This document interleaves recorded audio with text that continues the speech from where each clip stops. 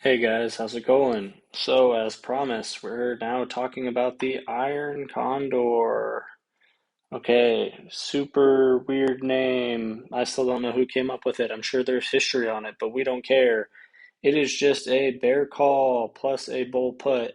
If you watched in the last video, you'll remember that the bear call looked like this, and the bull put looked like this, and then when you sum them together, you get the Iron Condor. So let's go through an example. Why would I do this, right? Well, here's my table, right? This is a nice looking tabletop, and I even wrote in orange. I think the market will remain pretty flat over the next month, right? What do I mean by flat? I mean, does go up too much, doesn't go down too much. I want to make money even if the market doesn't go up or doesn't go down, right? Most people think I want markets to go up in order to make money, right? That's most people's conception. Probably like 95% of the population thinks that. And then there's like another percentage of the population who knows about shorting, right? That you make money when the market goes down. And then there's a smaller subset of the population that says, I'm going to make money no matter what time of the year it is and no matter what's happening because I can make money when it goes up, I can make money when it goes down. And this is the strategy that I can make money even when it's flat, right? Even when the market just hovers between two numbers for over a month, I'm going to make some money. So let's go through an example. I picked a month out, right? So again, 6/21 when I'm checking these numbers and write them down. I'm going to first this guy right here, this is my bear call, and this guy right here is my bull put, and I just sum them together. You literally see that I did addition here. So on the graph, right, this is my bear call portion. And this is my bull put portion right there. Fantastic. So I'm going to sell the 439, buy the 440. That gives me 48 cents.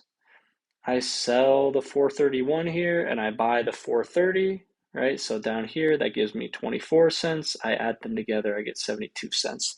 Again, I'm going to do it for 10 contracts. Remember, this looks like 1,000, but it's not. Remember, it's 100 shares times 10 contracts, right? I just write 1,000 for simplicity and saving room. So we have $720 in max profit.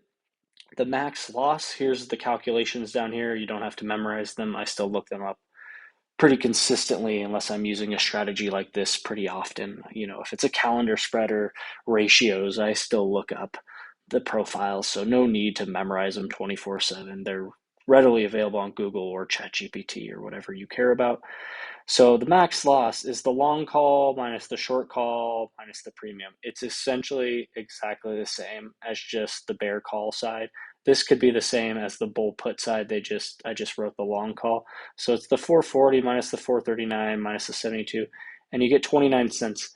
And I actually had to check this, right? I actually had to go check the option chains myself and construct it in Interactive Brokers to prove to myself how favorable this ratio looked, right? So my max loss is $290.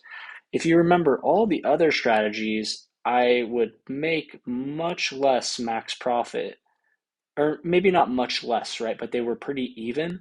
Here I'm like, over 2x, almost, yeah, let's call it about, this is about two times the reward for the risk. This strategy, which I actually made after hours and after work and all that fun stuff, looks so appealing. And I checked it a couple times just to be like, wow, this actually does look pretty good. I will probably put one of these on super soon. And again, there's reasons why the market might do this, but option premiums are super high. People really think the market will move. So they're most likely thinking this scenario is super probabilistic. They're thinking it's going to be very rare, right? So it's rare that the market will not go outside of 431 and 439, right? So because this risk reward is so good, most people think, when I say most people, the market, right? The contract numbers themselves and this risk reward diagram is so favorable to an investor because the market right now at 434, people are assuming it will for sure either go below or go above. They don't think it's going to just sit here flat. If you really have conviction it will sit here flat, this is your strategy, right? I would leverage this guy at 10 or 20x. Right, if you leverage this to not just 1,000 but 10,000 contracts, right, you could make 7 grand, or keep going 72,000, or if you're a bigger firm or a bigger player, right, 72,000 or 720,000 or 7.2 million, right, just on and on and on.